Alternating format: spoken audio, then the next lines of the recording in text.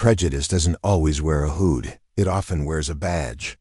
On a remote Virginia highway, two officers pulled over a black woman driving the government-issued black Charger. No lights broken, no reckless speeding. Just the kind of suspicion reserved for people who don't look like they're supposed to be in that kind of car, in that kind of place. She answered politely, didn't raise her voice. Her name? Dana Wallace. Her title? Colonel. Her job? Classified. But to them, she was just a problem to correct. They didn't know she had spent 20 years dismantling threats overseas and the last 6 months tracking one that was growing right here at home. She wasn't on that road by accident. She was in the middle of a domestic operation sanctioned off the books, hunting an extremist network embedded in law enforcement. The two officers? They were about to walk straight into her case file. They asked for her license. She gave it. They called her evasive. She explained the plates.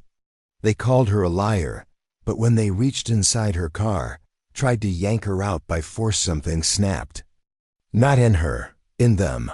Officer Camden pulled the trigger. Claimed she was reaching for something. His partner backed the story before the echo even died in the trees. They thought the shot would end it. What it did instead was wake the entire machine. Survived, barely, but the bullet didn't silence her. It activated everything she had built for years in the shadows. The red light under her dashboard was still blinking. The recorder hidden under the console had caught it all. Back at a recovery unit outside Quantico, Dana didn't ask for sympathy. She asked for the footage. When they hesitated, she demanded it. She watched herself get dragged, restrained, shot. Watched the moment her identity was ignored and her credentials dismissed. Watched the two officers lie to a silent audience they didn't know was listening. She wasn't just going to report it. She was going to trace it to the precinct, to the command structure, to the network that had already shown up once on her radar. This wasn't just bad judgment or fear. It was protocol. It was patterned. And it wasn't going to stop unless someone made it. The system wanted her quiet. The press never heard her name. Her own agency flagged the incident and moved on, but Dana didn't. She called in two allies, Nate Loras, Exxon SA, and Kira Holt, her longest-standing field partner. What they found wasn't just abuse. It was coordination. Terminals in precinct offices masking encrypted messages. Officer forums echoing the same phrases found in hate groups. A house in rural Staunton lighting up with radio chatter linked to previous domestic terror threats. There were names on the Fayangov list, including the man who shot her, including a former military officer known only in fragments calcined Shepherd. No official record, no photo. But everywhere, whispers. Dana wasn't supposed to exist on paper. Now she was going to make sure the network that tried to erase her did, and she wouldn't be alone. The sun still lingered above the Virginia hills when Colonel Dana Wallace exited Fort Crestview. Behind her, the dull concrete structure shrank in the rear view, swallowed by shadow and scrub pine. She eased the black Charger onto Route 19, the tires catching rhythm on sun-drenched asphalt. The late afternoon light stretched over the countryside in fractured bands, gold laced with heat, flickering through the tree line like a warning. Everything felt suspended, quiet, deliberate, familiar in the way only a soldier notices silence. When it begins to hold its breath, the inside of the car was clean. Precise black leather, matte dash, every wire and plate registered under layers of Defense Department obfuscation. Civilian plates, civilian finish. But inside, the vehicle was wired for field ops, encrypted radio, GPS routing firewall, recorder. Tucked just beneath the console. This was no rental. It was designed to go unnoticed and unhacked, a ghost on wheels. But today, it was a beacon. Dana kept one hand on the wheel, the other draped calmly near the center console. The AC murmured at medium strength, keeping the thick Virginia humidity at bay. though the air was beginning to carry that metallic scent summer heat on pavement, sharpened by pine and dust. She wasn't dressed for rank, no insignia, no stripes, just a dark gray field shirt and jeans, boots laced clean. Her identity remained invisible by design. Her mission depended on it. The meeting earlier that day had rattled even her seasoned instincts. What had started as another clearance briefing turned into a quiet admission. The threat wasn't hypothetical anymore. It was operational, active. A growing lattice of actors using police departments, sheriff's offices, and local precincts as cover for radical alignment. No longer lone wolves. They were networking, promoting from within, bypassing standard checks through shared language and ideology. What Dana had feared for months was now confirmed. Homegrown extremism had breached the chain of command. Her part was meant to remain in the shadows, monitor, confirm, trace transmissions, extract quietly, nothing more. But that shadow was about to be pierced. She noticed the cruiser as it crested the hill behind her, white, new, likely state trooper by the way it held its line, too close, too measured. No lights yet, no sirens, just watching. She checked her mirrors calmly, adjusted her speed 2 ticks lower. The cruiser matched her. Still no signal. Just presence. She could feel it before it happened. That moment when curiosity turns to suspicion, and suspicion turns into justification. The lights came on with a sudden flare, red and blue strobes spinning across her rearview mirror. She didn't react with panic. She'd trained her breath to stay steady. She signaled, slowed down, and pulled gently onto the gravel shoulder. Number. Sudden moves. No guessing games. The car idled. The engine hummed. Her window rolled halfway down. Sunlight poured in thick and golden, cutting across her face and dashboard. She placed her hands at 10 and 2 on the wheel, palms open. Posture. Relaxed. Not submissive, controlled. 2 officers exited the cruiser. Both white. One older, maybe early 50s, moved slow with an edge of calculation. The younger one, early 30s, moved like he wanted a reason. His chest puffed, one hand loose, the other hovering near his belt. His face already held a judgment, one he wasn't ready to change. Afternoon, he said flatly, not even attempting a smile. License and registration. Dana nodded, moving slowly, her motions precise. She reached into the glove box and removed the black folder. Military-grade credentials, sealed and coded. No need for drama. No raised tones.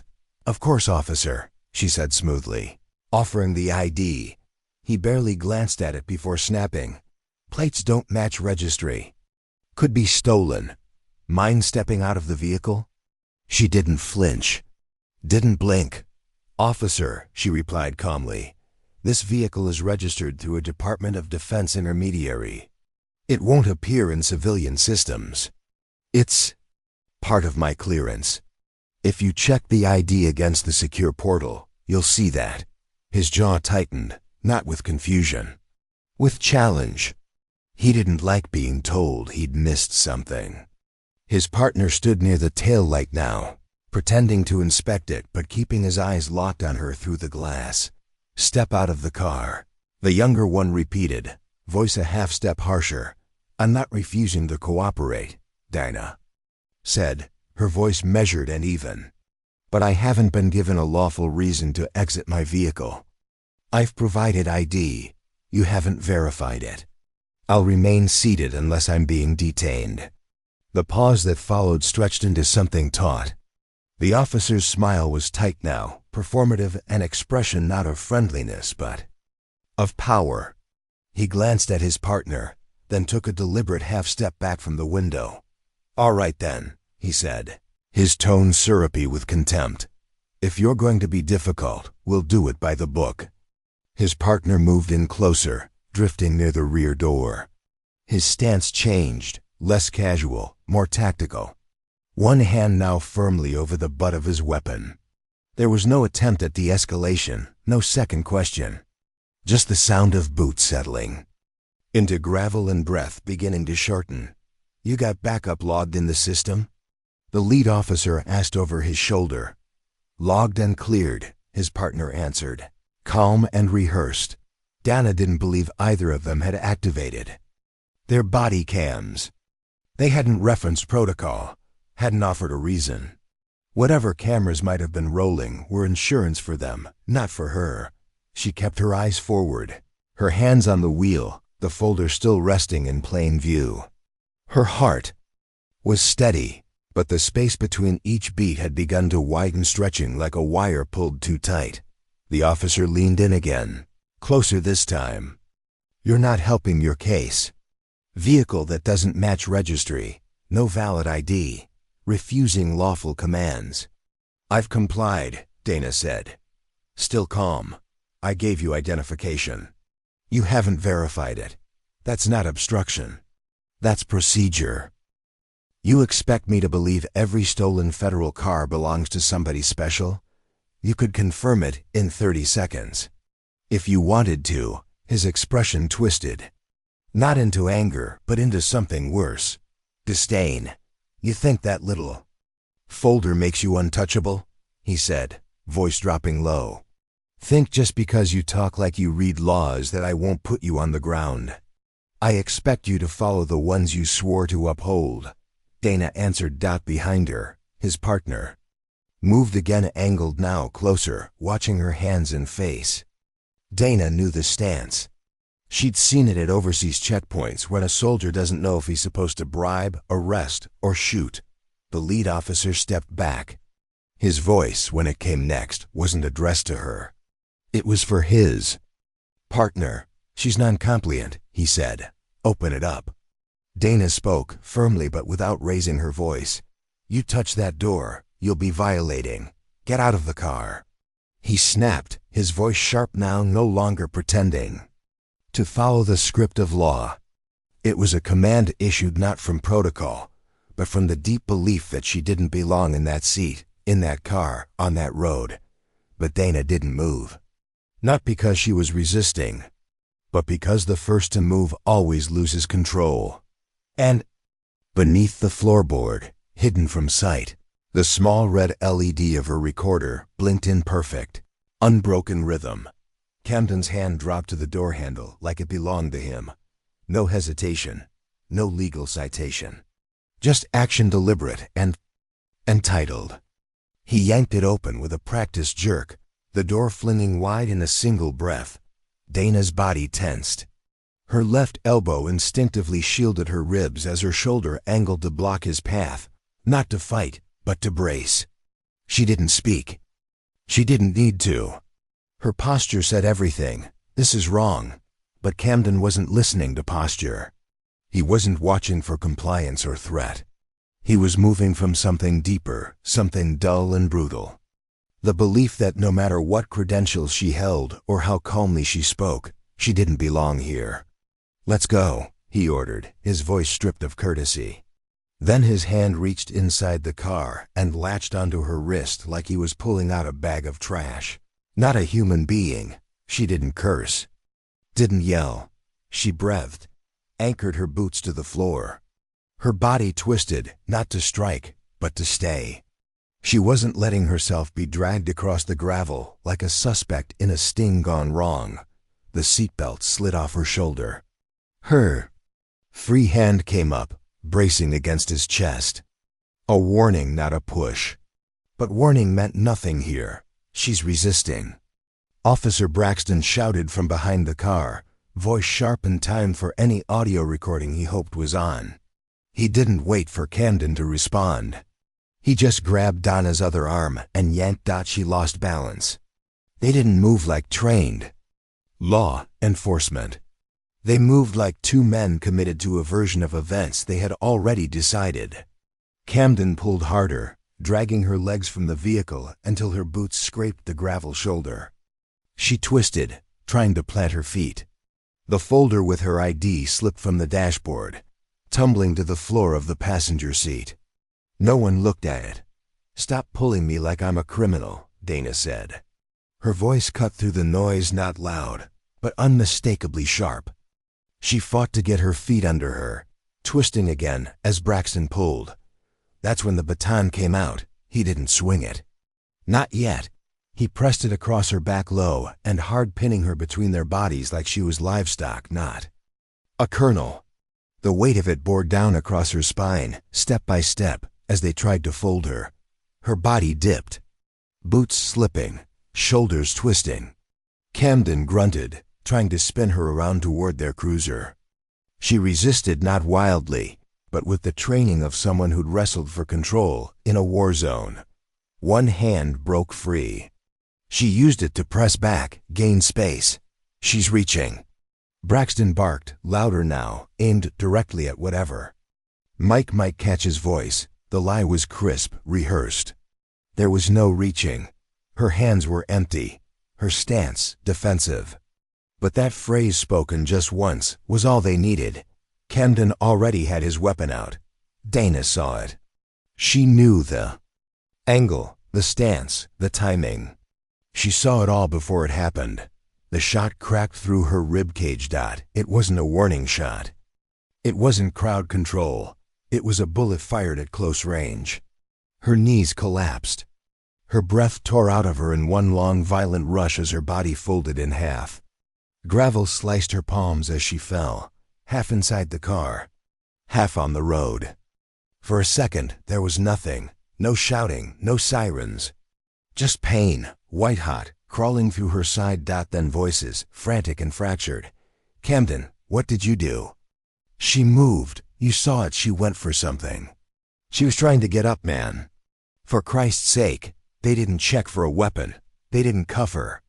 They just froze, standing over her bleeding body like the rules had suddenly caught up with them. Dana didn't scream. She didn't beg. Her mind was still working. Her vision blurred, then cleared. And there it was, the red light. The recorder blinking beneath the dashboard, still alive. Still recording. Still watching. The lights above her were too bright, too controlled. Dana blinked against the sterile glow, her eyelids slow from the medication, but not thick enough to mute what she felt, the unease, the memory slowly reassembling in her head. The air was cold, clean, but not right. Machines beeped nearby in careful rhythm. Her mouth was dry. Her ribs throbbed, dull and deep, like something inside had been broken, rearranged, and stitched without permission. She was alive. That truth landed heavy. The last thing she remembered clearly was the shot, the heat, the gravel biting her palms. After that, everything blurred. Voices, hands, lights spinning too fast. Now she was here, in a room with no windows, no hospital name on the wall, no chart at the foot of her bed. Just white walls and quiet supervision. There was a chair beside her. A black duffel under it, military issued, no visitors, no flowers, no civilians. This wasn't a regular hospital. The door opened without sound. Two men in dark suits entered, no greetings, no name tags. They didn't need them. The posture gave them away. Intelligence, internal chain. They weren't here to answer questions. They were here to manage damage. "We're glad you're stable, Colonel," the taller one said, stopping just short of her bedside. Dana's voice cracked when she spoke, low and gravelly. "Where am I?" "Recovery unit, outside Quantico. Location is classified. You were transferred 3 hours after admittance to Allegheny General." That gave her pause. "So the civilian hospital logged me?" "Under Jane Doe," the second man replied. "Gunshot wound, internal bleeding. No ID. Local law marked it as non-lethal force during detainment. As soon as the system flagged your biometric match, we took over." Dana stared at them, not for answers, but for confirmation of what she already suspected. Her ID had been ignored. Her vehicle likely impounded. Her status erased, then rewritten under protocol she never authorized. "I want the footage," she said. The taller man didn't blink. "You're not in any legal jeopardy. It's being handled." "I didn't ask if it's handled," she cut in. "I asked for the footage." There was a pause. Then the second man pulled a tablet from his satchel, encrypted, tagged. He unlocked it and handed it over. Dana sat up, pain tightening her spine, and took the device. The screen came to life with the angle she knew by heart, the charger's interior, her voice, her hands, every word she said. Every word they said, the moment they grabbed her. The lie about her reaching. The gunshot, they hadn't noticed the key. The recorder. Hadn't even thought to look. You'll want to be careful with that data, the first man said. Voice smooth like he was advising her on traffic court, not attempted murder. Joint Chiefs are aware. Internal review recommended no escalation. Dana looked up, her eyes flat. So I'm being told to stand down? He nodded. Optics are complicated. We want to protect the larger operation. You were lucky. She didn't smile. She didn't argue. She simply handed the tablet back, then leaned against the pillows in silence. But her mind was already running. When the door opened next, it wasn't intelligence. It was Kira Holt. She didn't wait for small talk. You almost died, Kira said, closing the door behind her. They buried the report.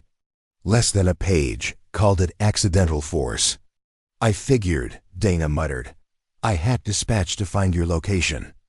Their internal review is already closed. No charges, nothing. Dana didn't respond. She glanced toward the locked cabinet across the room. Probably held her effects if anything had been returned. I'm guessing they told you to let it go, Kira added. They did. You're not going to. Dana's voice dropped low, steady. No, I'm going to build the case myself. Kira didn't flinch. She knew that tone. It was the same one Dana used during field briefings, flat, controlled, but loaded with intention. Dana turned her gaze upward, toward the ceiling panels above the hospital bed. Her posture straighter than the bandages should have allowed. They think this was a fluke, a traffic stop that went bad. But I was on assignment. Following threads they don't want traced. That wasn't random. That was an attempt to erase me. She turned to Kira fully now, her face sharper in the dim light. I need a secure server. A burner laptop. Access to local traffic logs for the past 48 hours. Every cruiser within 10 miles of Route 19. Start there. Kira didn't ask questions. She just nodded and walked out the door. 2 days later, in a safe house layered with encryption and firewalls, Dana sat in front of a cold screen. The same screen she wasn't supposed to access again. The black archive glowed softly with old case logs, restricted tags blinking red in the corner. The bullet may have taken her off the official operation, but it hadn't taken her access. Not all of it. The data was raw, messy, incomplete, but familiar. Surveillance files she'd helped compile. Notes about officers in rural precincts, flagged for extremist chatter. Threaded forums. Discord servers. Shared symbols buried in public channels. Code words like Red House, Crimson Protocol, Sentinel Watch.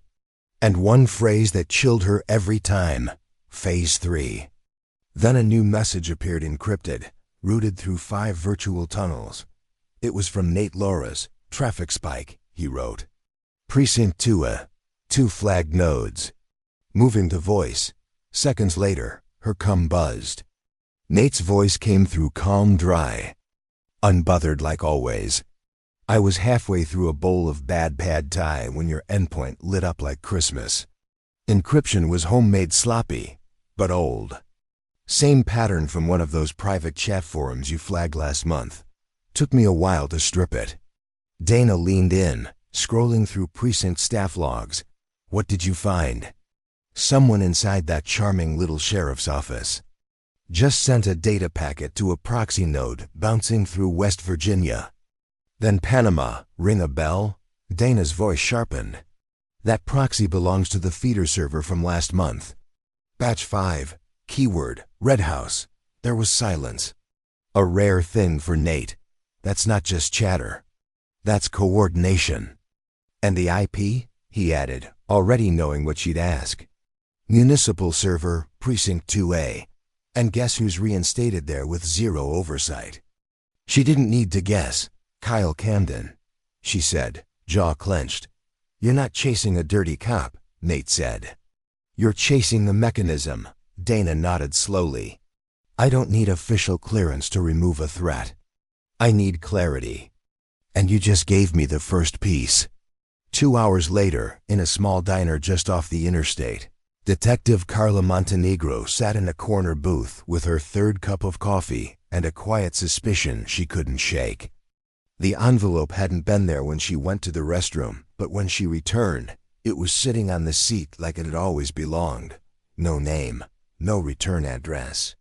Inside, a black USB drive, a single-page briefing marked confidential, and a note typed in plain font. You once cared about the truth. I hope that hasn't changed. Carla didn't rattle easily. 23 years in internal affairs had given her thick skin, steady instincts, and a permanent list of enemies. She'd seen good cops pushed until they cracked and bad ones protected. Like state assets. She'd had her tires slashed, her house watched, her career boxed in quietly more times than she could count. And yet, this package unsettled her. She slid the drive into her encrypted tablet and waited. The files opened without resistance, no password, no tricks, names, badge numbers, log timestamps, text conversations between officers that weren't just casual. They were strategic, coordinated. It wasn't enough to file charges, but it was more than enough to raise flags. And then one name appeared in bold, flagged twice, Kyle Camden. Carla frowned. She knew that name. The review from his last use of force incident had been wrapped in 2 days. No disciplinary action. No media statement, just a quiet reinstatement. She hadn't expected to see him again, certainly not in the middle of a file like this. She leaned back in the booth, glancing around the room. She didn't know who sent the package, but she had a strong suspicion it came from someone who wasn't asking for permission anymore. Back in her safe house, Dana was watching a low-res livestream of a police department garage. There was Camden, walking out at shift change. Same smirk. Same walk, as if nothing had happened.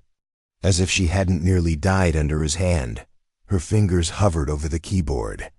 Then she opened a new folder, subject, Camden. Kyle, primary point of penetration. Secondary targets.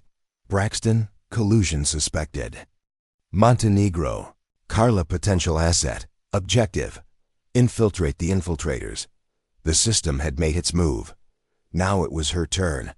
The patterns had been there for weeks, buried in routine. Data like ripples under still water. Departmental memos, vague. Digital chatter, internal server traffic that, on the surface, looked like standard precinct operations.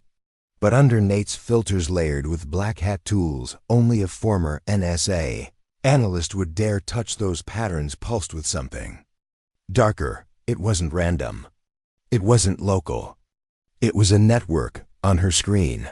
Dana watched Nate's cursor trace digital footprints across a custom map stitched together from satellite overlays and geotagged signal intercepts. Each red mark was a flagged communication. Not proof, but rhythm. And rhythm doesn't lie. They're using internal terminals to push laterals, Nate said, eyes locked on the data feed. Hops between precincts, 3 jumps. Final endpoints, always a dead node. Until this morning, Dana leaned in. You caught a live exchange? Exactly 9 minutes of unfiltered connection, he replied. 2 users, text only. Alias. Match on one of your flagged tags from Route 19. Here, read it. She scanned the message once silently, then again more slowly. Red line confirmed. Initiate Crimson Protocol. Crimson House prepped. Batch seated. 2 reserves pending. Sunday. Rendezvous. Circle firm. No leaks. Sentinels watch. Orders hold. She didn't blink. Black North 92 is Camden, she said. You sure? Nate asked, though the tone said he already believed her. That was his training tag, Dana answered. They used it back during Louisiana field exercises. Someone tried to scrub it, but the signatures still burned into archive memory. It's him, Nate exhaled slowly. Then this Crimson House isn't code. It's physical, Donna nodded. And it's active. Probably an ops node. Training, messaging, recruitment. If they're scheduling meets and seating personnel, we're looking at a living command center. Nate ran a quick trace, eyes sharp behind the flicker of screens. Best guess southwest of Staunton. No listed address, but there's a 50-acre lot just outside the southern grid. Owned by a foundation out of Montana, no bank trail. Flagged last year for excessive gunfire reports. Dana stood, her ribs still aching, but her focus steady. We need eyes on it. Nate hesitated. If it's what you think, that's a full exfiltration site. This isn't recon. You'll need a team.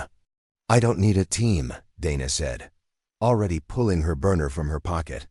I need Kira. Kira didn't waste time. Within hours, she had secured an unmarked surveillance van and rerouted a civilian drone through an open air corridor. No permits, no trail, just clean sky. By nightfall, they were parked on a ridge just outside the Staunton perimeter, tucked behind a row of black pines. The property was visible through the trees' faint lights glowing like embers inside a worn-down farmhouse with 3 outbuildings. No signage, no driveways, just dirt paths and long grass flattened by regular traffic. Dana adjusted the drone's scope from the control panel in the van, eyes narrowing as the live feed sharpened. Heat signatures inside the main structure. At least 7 adults, all armed, 2 pacing outside on rotation.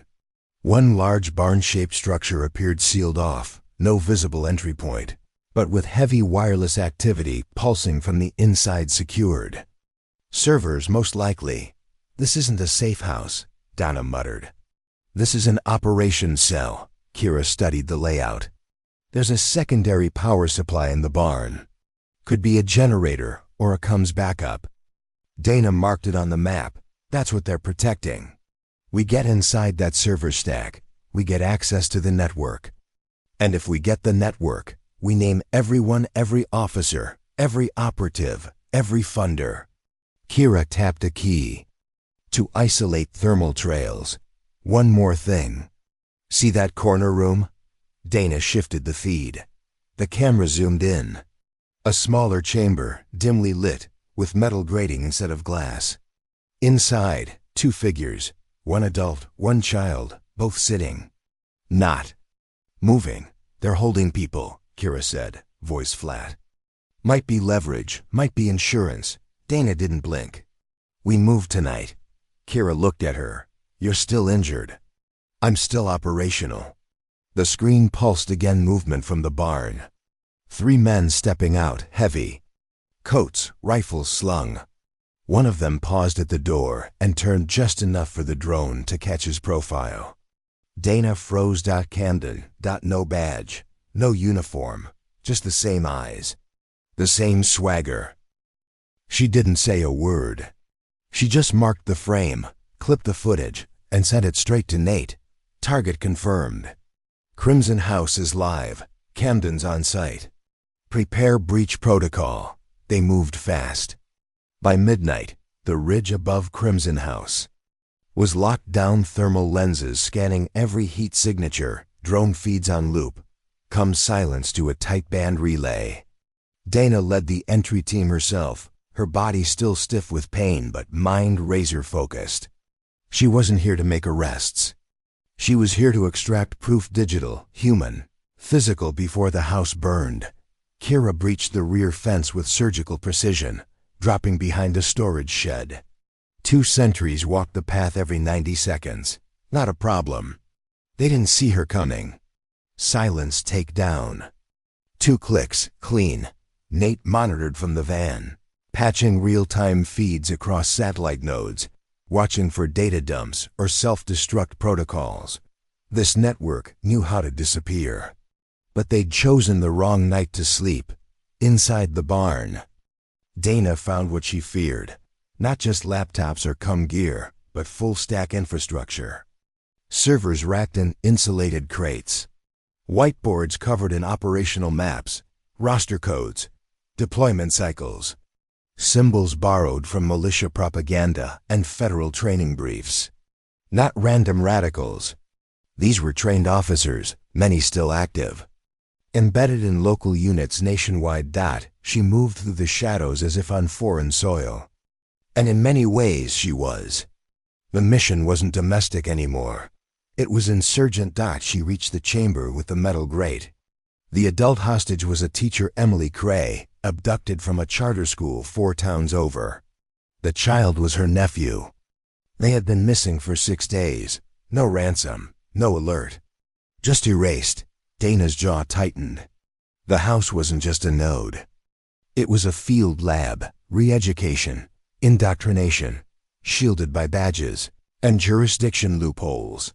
The servers came online faster than expected. Nate whispered through comms, "I've got full stack mirrors, pulling packet strings now." They logged deployment plans for something called Hollow Point. Dana didn't answer. She was already scanning names. Kyle Camden wasn't acting alone. His logs revealed correspondence with 9 other officers, all in different states, all marked cleared by an internal vetting script they wrote themselves. One of them, badge number 044W, was flagged as a unit commander. Location, Black Hollow. Dana froze. Black Hollow was never on paper. It was one of the ghost sites mentioned during her earliest JTF briefings, an off-grid location believed to host joint training for law enforcement and private militia under covert funding. And now it wasn't a rumor. She flipped through the file structures, eyes catching on a tag she'd seen only once before: PD-S12. Shepard. The name wasn't attached to Camden. It was above him, instructing, authorizing, approving every move. Crimson House was a front, but Black Hollow? That was the spine. They moved out in silence, evidence in hand, survivors secured, sight dark. Within 48 hours, Crimson House was torched in an unexplained fire. No witnesses, no footage. Local PD denied ever receiving complaints. But it didn't matter. Dana already had what she needed. The network had structure. And structure meant liability. Back in D.C., Carla Montenegro opened a new case folder at Internal Affairs. She didn't wait for permission. She filed under independent source verification and attached a private memo. Subject: ongoing domestic radicalization within certified police departments. Immediate oversight request. Cross-state review mandatory. The war Dana had feared wasn't coming. It had already begun. But now it had names, and someone would have to answer. By the end of the week, the first name went public. A sheriff from Monroe County, Louisiana, flagged as a tactical advisor on Crimson House's server, resigned for personal reasons. No charges. No statement. Just vanished. The timing didn't fool anyone who knew what to watch for. By day 3, 2. More officers were relieved of duty pending investigation. The reports were vague, sanitized. But the files Dana held told a different story. Coordinated terminations designed to preempt exposure. Cut the links before the network unraveled. It was damage control, not justice. Dana didn't leak the footage yet. She wasn't building a headline. She was building a case, but momentum was shifting. Montenegro's filing had reached the Oversight Subcommittee, and behind closed doors, one senator finally broke ranks. Not out of moral urgency, but fear. He'd seen the intercepted footage. He knew this wasn't just one bad cop. It was a breach. A multi-state conspiracy involving uniformed officers trained in insurgent tactics, hiding behind department walls, immune to audit because they'd built the audit systems themselves. Meanwhile, Nate decrypted the final archive from Crimson House's SERVERS, a shell file disguised as training logs. Inside were credentials for an internal platform called SentinelNet. Not listed on any public registry, no known federal sponsor. Just a cluster of usernames, fireteam assignments, access keys, and event logs going back 4 years. Dana scrolled through each entry. One particular ID repeated again and again at the top of the command chain. S12shpd.shepherd. The phantom name that appeared in encrypted briefs, redacted memos, and dead drops. Always nearby. Always out of reach. Now linked directly to Camden. To Black Hollow. To every major deployment traced across 3 states. Kira studied the logs beside her. He's not a metaphor. Dana's voice was cold. He's running doctrine. And he's protected. They didn't know his real name. Yet. But the metadata gave them a Vector 1 IP, pinged only once during a system update from an aviation network in the Carolinas. Dana cross-referenced it with an old logistics partner she hadn't spoken to in 5 years, Major Drennan, retired Air Force. He owed her a favor. Within hours, she had a name, Colonel Clayton Reeves, former Homeland Liaison. Last known operation. Urban Training Initiative scrubbed from the record 3 years ago. Since then nothing. No employment. No press. No sightings. Until now. Shepherd had a face. And this time, he wasn't hiding in a chat room. He was building something real. Strategic, tactical, and funded by people who had everything to lose if he fell. For Dana, that meant one thing. The next phase wouldn't be about proof. It would be about confrontation. The hearing room wasn't built for war. But Dana walked into it like a battlefield. The walls were paneled in walnut, polished to give the illusion of formality. Cameras were mounted discreetly. Reporters clustered behind ropes, their pens still waiting. At the long bench sat members of the oversight subcommittee, men and women who had seen her name on classified briefings but never imagined they'd meet her in person. Colonel Dana Wallace, uninvited whistleblower. Survived an unlawful shooting. Discovered a paramilitary ring. Delivered names, ranks, locations, and operational doctrine without a badge or an agency's permission. She didn't wear uniform now. No medals, no insignia. Just a gray blazer, scars barely hidden beneath the collar. Her voice was low and exact. As she recited what happened on Route 19, she showed the red light recorder footage, the moment she was dragged from her car, the second before the shot, and the seconds after when the officers crafted a lie. No dramatics. No rage. Just evidence. Then came the data from Crimson House, the training videos, the roster logs, the tagged officers, and the direct server trace to SHPDS-12. One of the senators, the youngest on the panel, leaned forward, jaw clenched as the gravity sank in. You're saying this operation, this network, has existed inside domestic law enforcement for years? Dana didn't blink. Longer than you want to admit. And it's growing. Because no one checks who's doing the recruiting. They're hiding inside the structure, using the badge as a uniform. But their loyalty isn't to the Constitution. It's to each other. A murmur ran through the press section. One of the older senators, gray-haired and rigid, interrupted. Colonel Wallace, these are severe allegations against officers who, according to current records, are active. Some with military distinction. What exactly are you asking for? Dana met his gaze. Accountability, oversight, civilian review. With subpoena power. A neutral audit of every precinct tied to these logs. And the immediate suspension of officers identified through SentinelNet until further investigation. Another pause. Then a voice from the end of the panel. Senator Riva Alvarez. She was the only one in the room who had read the SentinelNet metadata herself, the one who pushed Montenegro's memo to committee. Her tone was quiet but unshaken. What about Colonel Reeves?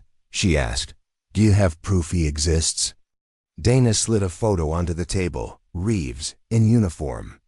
Taken at an Air National Guard event 7 years ago. The face behind the username.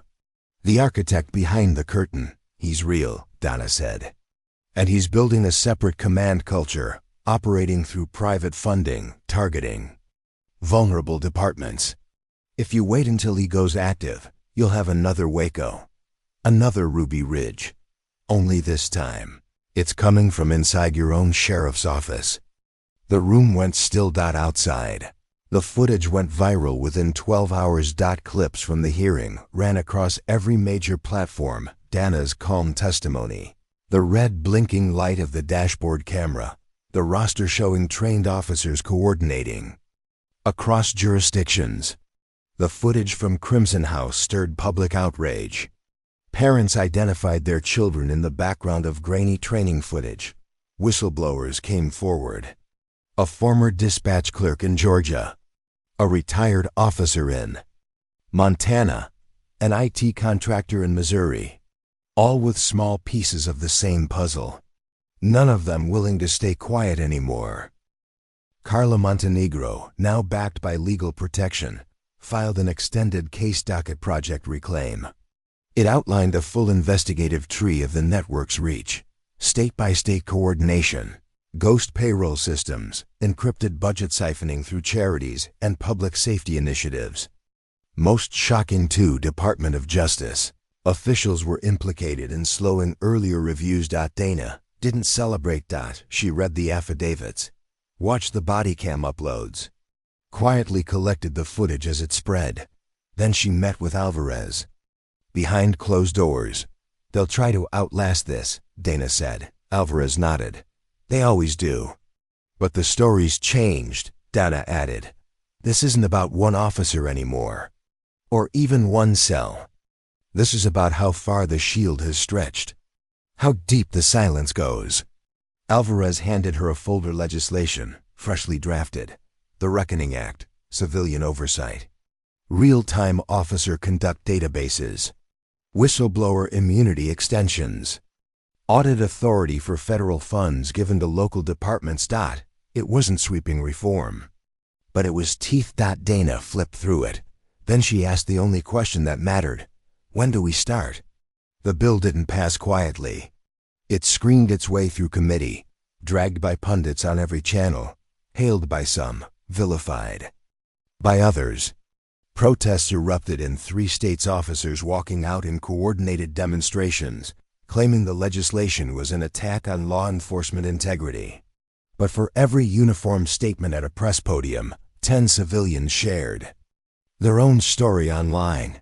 Video clips, body cam stills, police reports marked inconclusive, now recirculated with new eyes and new anger. Dana stayed off camera. She refused interviews, declined invitations. Let the story speak through the footage, the files, the patterns too precise to deny. Nate ran a secondary data operation, pushing public access sites through offshore relays. Redacted SentinelNet logs were turned into visual graphs maps that made the web visible. Every point connected, every badge traceable. The line between neglect and complicity was no longer gray. It was fluorescent. Then came the real shift. One morning, without fanfare, a federal judge in Richmond unsealed an indictment. United States v. Reeves et al. 31 pages. Conspiracy to commit sedition, abuse of public trust, armed training of civilians with intent to undermine lawful authority. Dana read it in silence, not out of victory, but verification. Shepard had a file now, a number, a docket. He could no longer operate as a ghost. The arrest came in the Carolinas, no resistance. Reeves was older than she expected, calmer. The press swarmed the van as he was taken in. Someone shouted, "Why'd you do it, Colonel?" He didn't answer. As the door closed behind him, cameras caught a faint smile. Not defiant, not ashamed. Just unfinished. The trial was scheduled for early spring. In the meantime, Montenegro's team issued 73 subpoenas across 5 states. 2 departments folded under pressure. One sheriff's office went under full federal review. Civil lawsuits poured in, and Dana? She remained off the official payroll. She had no title now. No rank. Just the scars and the voice that carried truth when no one else would. She spent her days reviewing new data. Working with a small team, Nate, Kira, and 2 investigators from Montenegro's office. They weren't a task force. They weren't sanctioned. But they didn't need to be. What they had now was momentum. Dana sent a single message to Alvarez before she disappeared again. Truth moves slower than rage. But it leaves deeper marks. And somewhere, on a private terminal inside a building with no sign, another red light blinked on. 3 months later, the first department flipped. In a small town outside Wichita, the police chief stood in front of the city council and read a statement, one written not by lawyers, but by his own hand. "We ignored signs," he said. "We let certain men rise through the ranks because they looked like leadership, not because they earned it. That ends." Here, his department released a full internal audit. 4 officers resigned. 2 were charged with obstruction. 1 confessed to transporting training manuals to a site now confirmed as part of Crimson's recruitment pipeline. The admission sent shockwaves through local media, but it also signaled a shift. Not just exposure, but correction. Similar waves began to ripple in other cities. Whistleblower tip lines surged. Activists who once fought outside city halls were now being invited in to consult on policy. The Oversight Committee expanded its hearings, this time with public forums attached. Not everyone welcomed it. Protests continued. Thin blue line flags flew higher. But now, every time a network tried to bury the story, it backfired. Nate's tracker log showed that keywords tied to SentinelNet spiked across social platforms. Threads filled with screenshots, evidence breakdowns, even grassroots explainers. A new generation of watchers was forming, not just angry, but informed. Meanwhile, Dana kept quiet. She hadn't spoken publicly since her testimony. She moved from safe houses to city rentals, always a step ahead of whatever digital trace Shepard's remnants might have left behind. Kira handled the logistics. Nate maintained the encryption. Montenegro fed her new leads when the EA system couldn't process them fast enough. And quietly, one by one, her name appeared in unusual places: case notes in civil suits, witness acknowledgments, footnotes in policy drafts. Not as a hero, not as a martyr, but as a variable that changed the outcome. The Reckoning Act passed its second reading. Alvarez, now a figure of sharp national attention, made her closing remarks in a voice steady with both fury and faith. "This legislation doesn't fix a system," she said. "It opens a door. And what we do once we walk through it, that will define the next decade of public trust." The room didn't applaud, but it listened. And in the corner of that chamber, beside a security rail no one watched closely, Dana stood just long enough to hear those words spoken aloud. Then, quietly, she turned and walked out.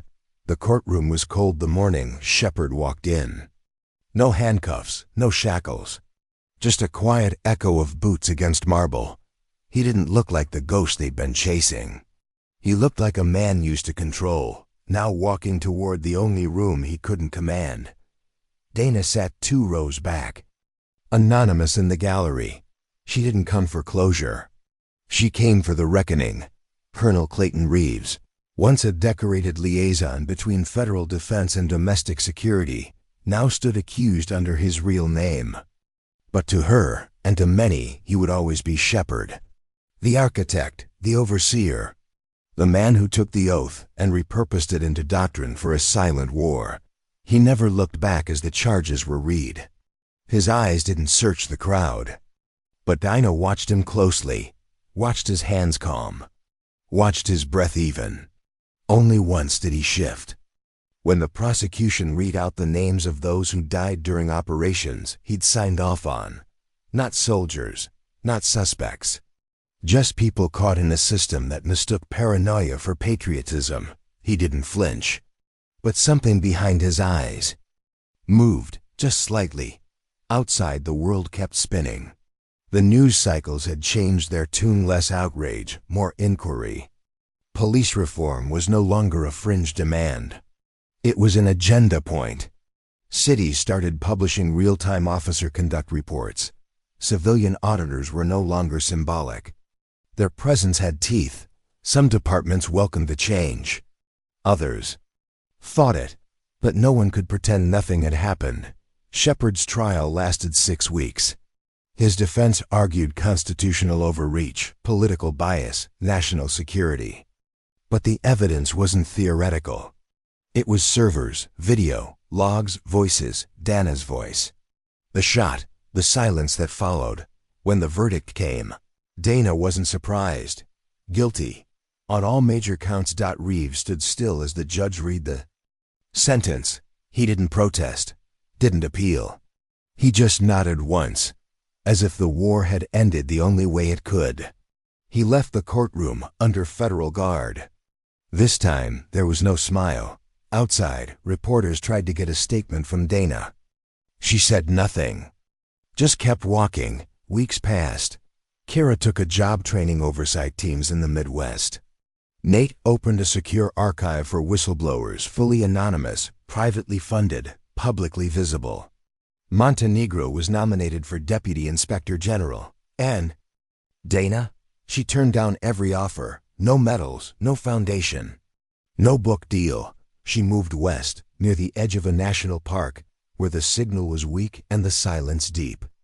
She started teaching quietly, off-the-grid courses on structural ethics, decision-making under pressure, and something she only called operational doubt. Sometimes her students asked about the incident on Route 19. She never confirmed, never denied, but she'd say one thing: the badge is a symbol. It doesn't define the soul inside it, but the silence around it. That's where power hides, and that's where we start. Shepard's name faded from headlines. The network he built was dismantled, but the ideology wasn't gone. It never would be. And Dana knew that. What mattered wasn't erasing it, but ensuring the next time someone raised their voice, someone else would already be listening. Because justice isn't loud. It's steady. It doesn't start in courtrooms. It starts in the moment someone refuses to look away.